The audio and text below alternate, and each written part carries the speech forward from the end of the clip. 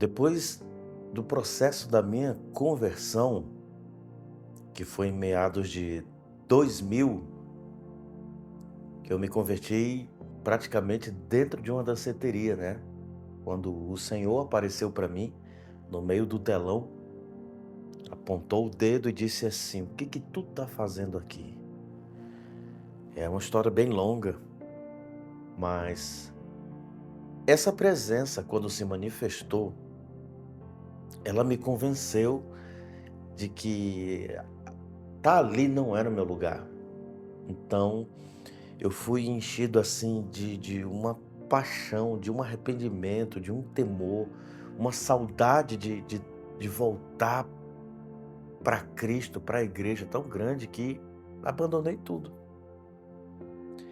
E depois que eu voltei para casa, eu lembro que eu orei no meio da madrugada e eu disse assim para o Senhor, eu disse: "Se o Senhor tem algo comigo, então abre uma igreja aqui na rua de casa", que é a igreja mais próxima, ela ficava a uns 25 quilômetros da nossa casa.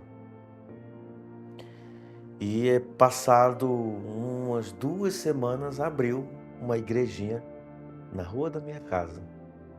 E ali eu comecei a servir ao Senhor. O tempo foi passando, nesse processo de conversão eu tinha terminado com minha namorada, a Mércia, né. E ela foi para o encontro com Deus, e no encontro ela tomou a decisão, se batizou, a gente voltou a conversar, noivamos, nos guardamos, casamos e começamos a viver para Deus, né. A partir de 2000, 2001 a gente casou. De 2001 até 2002, final de 2002, nós servimos na igreja lá em Rio Branco, Acre. Eu era recepcionista, era o diácono, o evangelista, o pastor. Eu era só obreiro, né? Eu era auxiliar, fazia de tudo. Guardava a chave da igreja e a Mércia, ela era a tesoureira do pastor. E o tempo foi passando. Quando foi perto de 2003, Deus falou comigo que Ele me tiraria do Acre, que Ele me chamaria para uma missão. E próximo ali do final do ano de 2002, pastor Santos, pastora Maria, nos ligam. Ela é irmã da minha mãe, são meus tios. Me ligam pedindo se eu não queria ir para o Rio Grande do Sul ajudar numa obra nova que eles começariam. E eu contei para a Mércia aceitou. E nós largamos tudo, largamos estudos, largamos família, largamos nossas casas, largamos toda a nossa vida, todos os nossos amigos, toda a nossa história por causa de Jesus. E quando chegamos no Rio Grande do Sul, foi no período ali do início de janeiro de 2003. De 2003 até o início de 2004, nós servimos em Caxias do Sul. Nesse período, eu pregava no centro evangelístico, que ficava, né, na Estação Ópera, ali na Pinheiro Machado. Pregava 9 da manhã, às 2 da tarde e às 4 da tarde. À noite, eu ia para a congregação do Floresta, onde eu era pastor auxiliar, eu era um obreiro, né? E toda quarta e toda sexta eu tinha que pregar na congregação, à noite. E no meio do ano, me pediram para pastorear uma igreja lá no bairro São Vitor Coabe. Então, antes eu tinha que pegar um ônibus, agora eu tinha que pegar dois. E às vezes a gente chegava em casa 11h30, meia-noite, porque os cultos lá eram nas sextas e domingos. Então, No Floresta eu ficava só às quintas, e aí ia sexta e ia domingo lá para o São Vitor Coab. E dentro desse um ano, chegou uma hora que a gente precisou entregar a congregação no bairro Floresta, né? Tinha umas 10, 15 pessoas. A gente morava no bairro Floresta, um quadradinho pequenininho. Eu lembro até hoje o valor, R$ 110. Era muito difícil. Para a gente se trocar de roupa, a gente tinha que sentar na cama, se vestir. Era o que tinha, né? E a gente tinha que pegar o ônibus para ir para a igreja, para ir para o centro evangelístico. E para o São Vitor Coab tinha que pegar 2 ônibus. Tinha que ir para a Estação Ópera, do Estação Ópera para o São Vitor Coab. Aí do São Vitor Coab para o centro, do centro para Floresta. E foi assim, durante quase um ano. A igreja no São Vitor Coab cresceu, nós entregamos ela, tinha umas 85 almas. Serginho e a sua família me ajudaram muito. E eu servia na sede, como pastor auxiliar, eu cuidava dos cultos da segunda de noite, que era o culto profético. De segunda a sexta no centro evangelístico, quinta-feira na congregação do Floresta, sexta e domingo no São Vitor Coab. Mas chegou um tempo em que o pastor Santos pediu para mim, meados ali de final de 2003, se eu não queria ir para Flores da Cunha. E eu disse que não, que eu não queria ser o pastor titular. O pastor titular é aquele que ele tem que ir, tem que desbravar, ele não tem mais um suporte financeiro, porque eu trabalhava na igreja sede, eu tinha um salário lá, recebia vales, né? Também na congregação. A outra igrejinha lá, ela pagava um vale. Não era muita coisa. Eu lembro que o meu salário na época era R$ 210. E a partir dali, quando ele me fez o convite, eu recusei. Eu disse que não era para mim. Eu não quero ser um pastor titular. Deixa eu como auxiliar, obreiro. É mais fácil, né? Ter que lidar com essas situações burocráticas, e eu não quis. Até que chegou um congresso. Nesse congresso, a pastora Ludmila Ferber, que já está com o Senhor, estava ministrando. E no que ela estava ministrando, ela apontou o dedo assim para a multidão e disse: não desista! Naquilo saiu uma mão bem grande no meio do telão e apontou para mim, dizendo: vai. Aquela mesma presença que apareceu para mim lá no meio da danceteria foi a mesma presença que disse que era para mim ir para Flores da Cunha. Eu cheguei para o pastor Santos, o congresso era em meados de novembro. Eu disse: Deus falou comigo e ele pediu para mim ir. Ele olhou para mim assim: depois a gente conversa. Assim, na maior.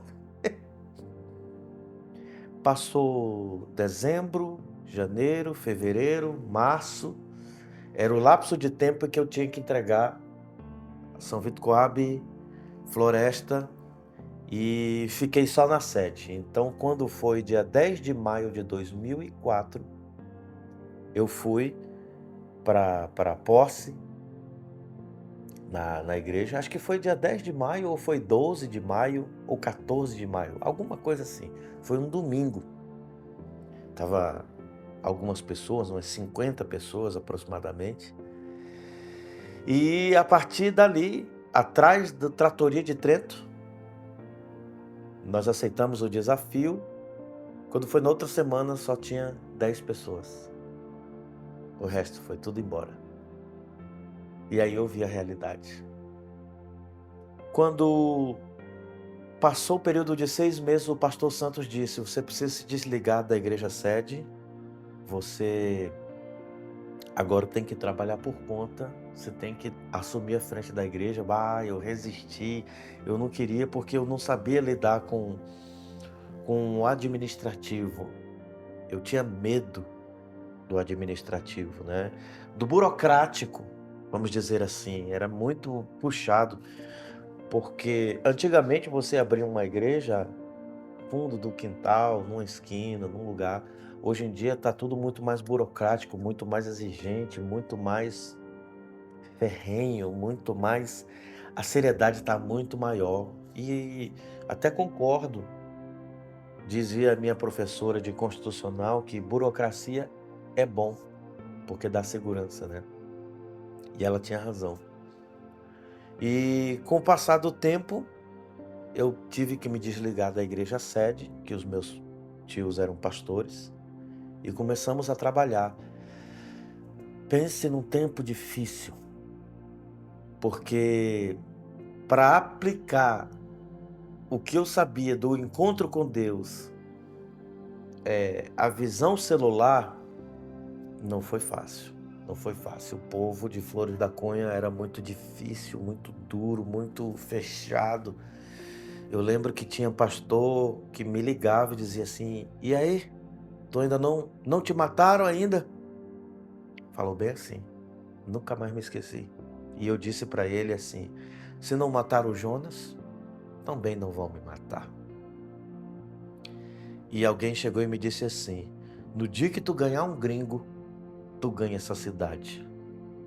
Foi quando, nesse período de tempo, veio a Lucimaira, uma baixinha, moreninha, simpática, e ela trouxe um gringão, chorão, e os dois se converteram. Desde aquela época, Lucy passou a ser nossa tesoureira. E Lucy sempre assim do nosso lado. Foi quando o Gabriel levantou um galpão e ele ofereceu para fazermos o nosso primeiro encontro com Deus. E ali fizemos. O primeiro encontro com Deus foi o primeiro passo. E antes disso, até o meu amigo apóstolo Carlos César veio nos visitar. Pedi para ele ajuda para a gente fazer o encontro com Deus. Ele me ajudou muito, me acompanhou, porque lá no Acre a gente já tinha passado pelo encontro com Deus, já estávamos vivendo esse grande avivamento celular. Nisso a gente aprendeu a fazer o encontro com Deus, começamos a fazer outros encontros lá no Forqueta, no Ney. Ali a igreja começou a tomar forma, mas nós estávamos numa denominação que aqui no Sul era totalmente diferente do que minha mãe, meus avós me apresentaram lá no Acre. Aqui era muito diferente. A visão política e a visão financeira no Sul era muito forte. E lá no Acre era muito mais comunhão, muito mais estar junto, muito mais mesa, presença, oração, vigília, adoração. Então foi um contraste muito forte para mim. Mas tinha que me submeter, né? Então começaram a vir algumas solicitações para ajudar a fazer os encontros com Deus dentro dessa denominação. Nós fizemos. Foi quando eu conheci o apóstolo Daniel, que era o pastor Daniel. Nos tornamos amigos. Ele era pastor de congregação, que nem eu era. E a gente sempre estava junto, conversávamos. E gerou-se uma amizade, né? Antes, até a apóstola Daniela diz, antes de sermos alguma coisa, já éramos amigos. E eles viram todo o nosso processo, todo o trabalho.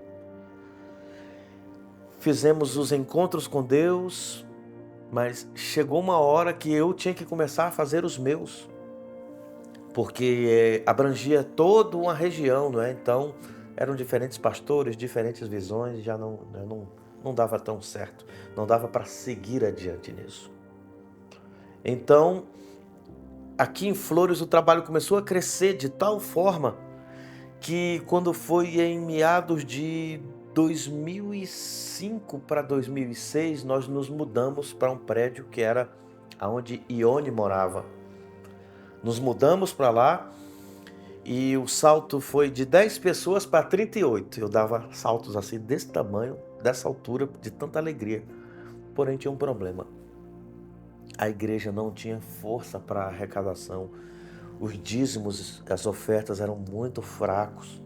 As pessoas não gostavam de obedecer a palavra, não gostavam de obedecer princípios.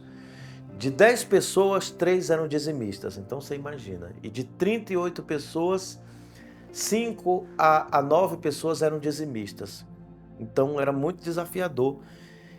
Por isso eu tinha que sair para fazer campanhas. Cruz Alta, Viamão, Porto Alegre, naquelas regiões de Lagoa Vermelha. E lá eu fiz um amigo, o pastor Lucas. Fiz umas 2 campanhas lá, eu tinha que passar 3 dias fora. E eu nunca me dei bem com campanha, porque algo dentro de mim dizia que aquilo não era para mim. Era muito maior do que eu esse sentimento. E eu participava, fazia, mas eu não acreditava. Eu acreditava que eu precisava levar as pessoas para o encontro para que elas fossem expostas à presença de Deus, para então elas serem mudadas. E numa dessas, esse período Samuel já tinha nascido, e então estava vindo Isaac, né? E o aperto financeiro foi muito forte, foi tão cruel que chegou um dia que eu tive que devolver geladeira, fogão e sofá para a loja, porque eu não tinha como pagar. Atrasei a segunda parcela. No momento que eu percebi que eu atrasei os 3 carnês, as segundas parcelas, eu fui lá e eu não sei se o nome que me vem na cabeça é humilhação, e passei a humilhação de ter que devolver tudo. Aí eu tive que comprar quebrado, usado. Na época tinha um brick, né? Eu tinha até um sofá vermelho que até o Gabriel Bergosa, no dia que foi me visitar, sentou e quebrou o bicho. E nesse período de tempo também conheci a Ieda, mulher grandona, de cabelão, né? Foi também a Janete, começou aí junto. E essa turma começou juntamente comigo. Depois veio o Luiz, então Leda, Edson, Luiz, Neide, Ieda, Janete. Aí começou a vir o Joey. O Joey recém se converteu. Foi no tempo mais difícil da minha vida. Eu tinha desistido de Flores da Cunha, porque foi muito duro, foi muito difícil, foi muito complicado. Eu cheguei para o superintendente e pedi para ele que eu queria entregar a igreja, porque eu recebi uma proposta para ir para Lagoa Vermelha e o salário era muito sofisticado, muito bom o salário. Nossa, chega, sobrava. E aí eu falei para o pessoal da igreja que não dava mais para pastorear, porque recebi uma proposta. E nessa denominação a gente tinha a cultura de trocar de igreja, trocar de pastor, trocar de região, né? Era comum, mas o povo sofria com isso. E eu tinha que olhar para mim, eu tinha que olhar para minha família, e a igreja ficou triste. Foi quando pedi para o Luiz ir lá em casa. Ele desmontou todos os móveis, calado, desmontando, triste, que ele tinha recém se convertido, não era nem 1 ano e pouco de conversão. Joey estava chegando também. E eu cheguei e falei para o pastor Lucas, lá de Lagoa Vermelha, que eu aceitei a proposta. Falei para a Mércia, Isaac já tinha nascido. Eu tinha até na época um Ford Mondeo. Foi um desafio aquele carro, viu? Daí, quando desmontou tudo, gente, a igreja não arrecadava. Era dívida atrás de dívida, dificuldade atrás de dificuldade, um som horrível, era tudo difícil. Atrasava o aluguel da casa onde a gente estava, era muito difícil. Quando estava tudo desmontado, semana seguinte eu tinha que ir embora. Fiz o último culto de Santa Ceia.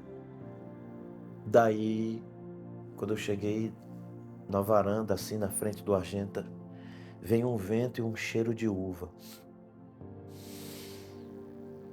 E veio aquela voz, a mesma voz que apareceu para mim na danceteria, a mesma voz que apareceu para mim naquele congresso, a mesma voz que disse, o que tu tá fazendo aqui?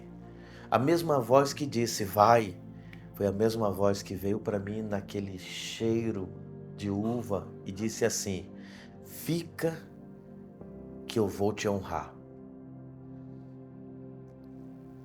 Gente, eu fui tomado pelo Espírito Santo, fui tomado de uma alegria, fui tomado de uma graça, fui tomado de um encorajamento, fui tomado assim de uma convicção que eu disse, eu não vou mais embora, meu lugar é aqui, eu não vou embora. Aí eu falei para a Messia e eu disse, mas homem, aí eu falei, eu digo, Deus disse que vai me honrar. Foi quando eu liguei, depois o pastor Gerard disse que não ia mais, e ele disse que não tinha conseguido alguém para nos substituir.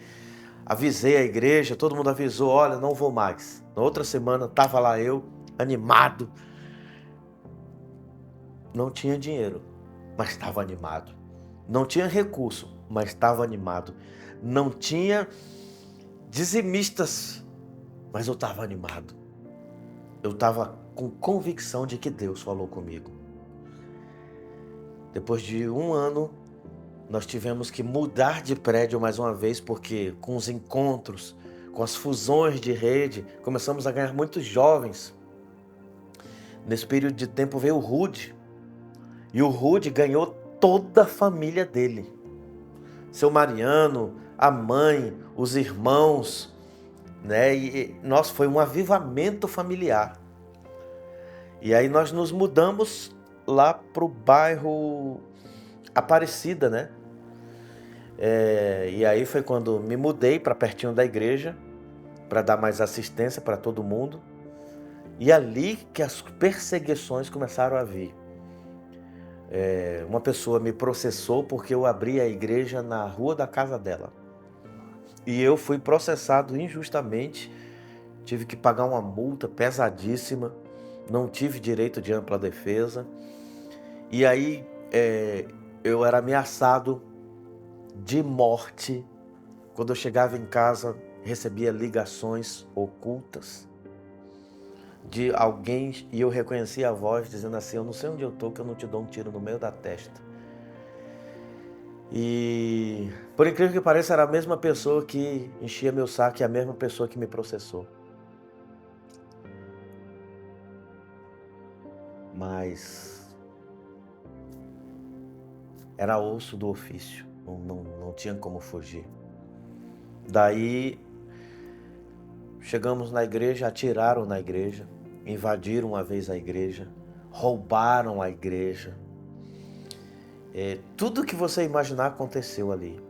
Atiraram pedra no momento do culto, jogavam pedra, ligavam um jipe atrás da igreja, o culto inteirinho, um jipe ligado, um som ligado bem alto. Foi um período de perseguição muito forte. E se nós perturbávamos, peço perdão a Deus por isso. E foi quando eu entrei em contato com o superintendente e disse, nós precisamos sair desse prédio aqui porque estamos sendo ameaçados, estamos sendo perseguidos. E ele chegou, eu digo, preciso de ajuda, ele pegou um papel e disse assim, tá aqui, vai lá em Porto Alegre e procura. Bem assim, naquele dia eu entendi que eu estava sozinho. Naquele dia eu entendi que eu era só uma franquia, que eu não tinha uma cobertura, que eu não tinha um líder, que eu tinha apenas um gestor. A partir daquele dia, a partir daquele sofrimento, a partir daquela humilhação, a partir daquele sentimento de abandono, eu entrei num período de esmagamento. E aquilo começou a gerar dentro de mim o desejo de caminhar sozinho. E foi a partir dali que comecei a orar e dizer para o Senhor, eu não quero mais ficar na denominação, porque no dia que eu mais precisei de um apoio moral, eu não precisava de dinheiro, eu precisava de um apoio moral, de oração, e eu não tive. Então nós conseguimos locar um prédio, mudamos ali na rua do convento das Carmelitas, e ali começou um dos maiores moveres de avivamento na cidade. Ganhamos muitos jovens, fazíamos fruto fiel direto, os encontros com Deus começaram a tomar força, e foi aí que Deus nos deu a direção: levanta uma marcha para mim nessa cidade. 20 de setembro de 2011, começamos a marchar para Jesus. Já estamos mais de 13 marchas para Jesus, já foram feitas. 13 atos proféticos, declarando que essa cidade vai se render aos pés do Senhor Jesus. E continuei orando, buscando em Deus, e até que um dia eu tive uma visão. No final de 2011, Deus mostrou para mim, eu, Carlos César, sentado em 2 lugares diferentes. Aí o Senhor apontou para mim e disse assim: tu sai. E apontou para o Carlos César e disse: ele fica. Eu contei para o Carlos César.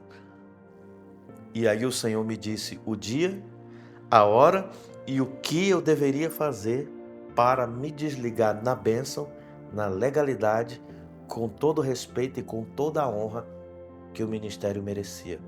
Porque eu havia nascido no ministério que minha mãe me apresentou. E pedi demissão, pedi meu desligamento, segui os protocolos formais, não fiquei devendo nada, adiantei 2 aluguéis, paguei as taxas. Quando eu saí, ficou 2 parcelas de um sistema de alarme, porque tinham roubado a igreja, né?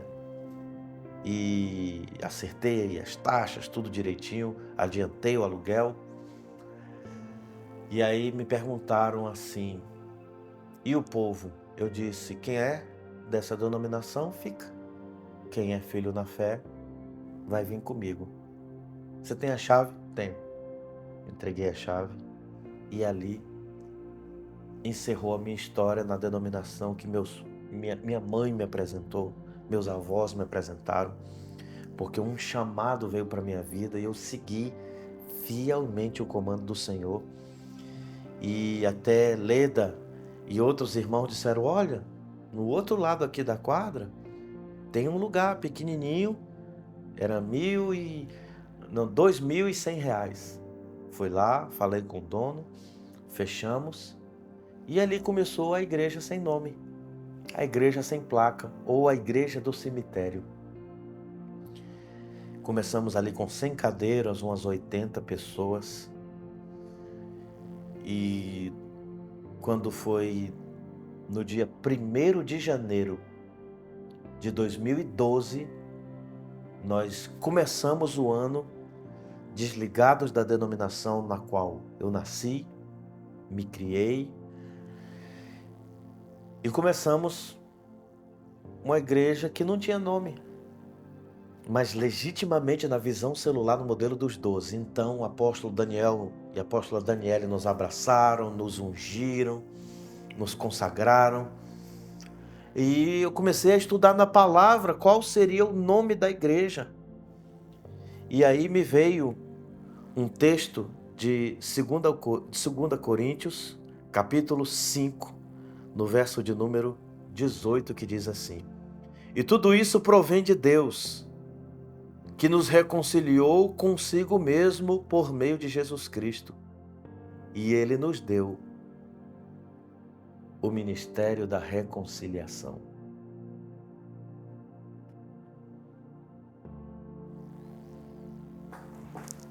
A partir daí, nós começamos legitimamente a trabalhar com encontros com Deus, com células, levantar a equipe de 12. Por quê? Na denominação na qual eu amei e servi a minha juventude, eles começaram a me proibir, me tolir. Olha, não use encontro com Deus, diga retiro espiritual, não use célula, use grupo familiar, não use discipulado, use escola bíblica ou grupo de estudo. E tudo aquilo que era relacionado a René Terra Nova, a visão celular, eles cortavam. E eu tenho fotos que provam que desde 2004, tem até uns folders que mandamos fazer, ganhar, consolidar, discipular e enviar. Eu já vim do Acre com essa visão de firmar as pessoas em Jesus Cristo, de fazer discípulos, fazer deles ganhadores de almas, discípulos de Jesus, e fazer deles alguém que pudesse divulgar, fazer a obra de Deus. Quem tem chamado, atender seu chamado, mas a pessoa que tem um trabalho secular, que também tivesse a oportunidade de atender o chamado e pudesse exercer o seu sacerdócio e ganhasse almas. Foi então quando no dia 12 de janeiro de 2012, nasceu oficialmente o Ministério da Reconciliação.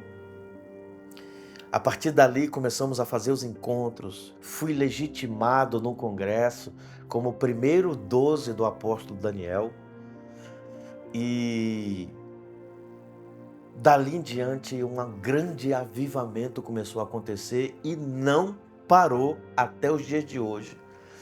Ficamos 2012, 2013, 2014, 2015, quando foi 2016 eu disse para o povo, gente, vamos dar um passo de fé, porque a visão celular ressuscitou no povo o desejo de amar o Senhor, de os princípios de honra. Apóstolo René é um diamante para nós.